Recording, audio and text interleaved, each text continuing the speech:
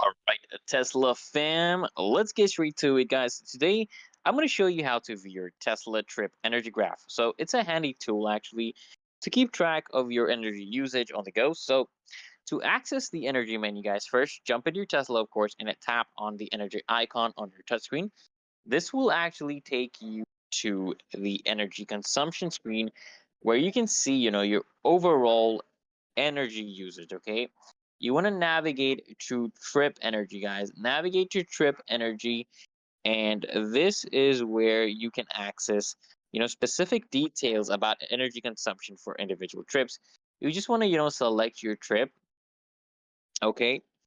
You in the energy section, you'll actually see a list of your recent trips. Just tap on the trip you want to analyze. This will pull up a detailed graph showing energy usage over the course of your journey. And if you want to, you need to understand the graph. Okay, take a moment and look at the graph. It displays your energy consumption in real time with key metrics such as kilowatt consumption throughout your trips. You will also see spikes indicating heavy energy usage during acceleration, or when using features such as climate control. Right.